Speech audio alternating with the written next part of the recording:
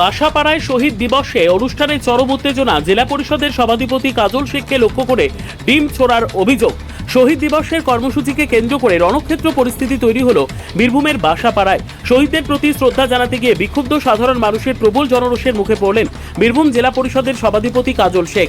অভিযোগ, তাকে লক্ষ্য করে ডিম ছোড়া হয়, যার জেরে এলাকায় ব্যাপক চাঞ্চল্য উত্তেজনার সৃষ্টি হয়। স্থানীয় সূত্রে জানা গেছে, এদিন বাসাপাড়ায় শহীদ দিবসের অনুষ্ঠানে মাল্যদান করতে পৌঁছন জেলা পরিষদের সভাধিপতি কাজল শেখ, কিন্তু অনুষ্ঠান স্থলে পৌঁছানোর পরেই পরিস্থিতি দ্রুত উত্তপ্ত হয়ে ওঠে।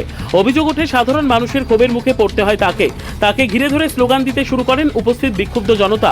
এক পর্যায়ে তাকে লক্ষ্য করে ডিম ছোড়া হয় বলে অভিযোগ। এই আকস্মিক ঘটনাকে কেন্দ্র করে রাজনৈতিক মহলে তীব্র শোরগোল শুরু হয়েছে।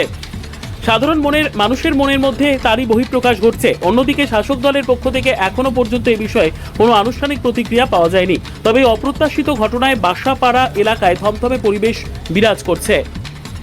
এখানে আসার পরে যেটুকু দেখলাম, কতিপয় দূরে কিছু সমাজ বিরোধী তারা আমাদের গাড়ি লক্ষ্য করে, অবশ্যই আমাদের কাছে আসেনি, কারণ আমরা শহীদ মঞ্চে ছিলাম,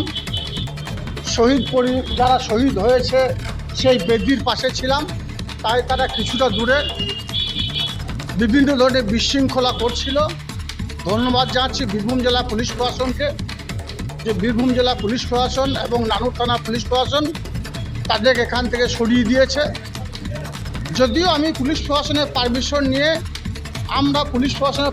নিয়ে এখানে এসেছিলাম, এটা উচিত হয়নি। যে ধরনের কাজ করছে এটা বাংলার কৃষ্টি কালচারের বিরুদ্ধে বলে আমি মনে করি। যাই হোক, যে কাজটাই ওরা করেছে বা করতে চলেছে বা করছে, আমার দৃঢ় বিশ্বাস আগামী দিনে পুলিশ প্রশাসন আরও সক্রিয় হবে এবং যারা এই নক্কারজনক ঘটনা ঘটাতে চাইছে তাদের বিরুদ্ধে দৃষ্টান্তমূলক সাজা নেবে।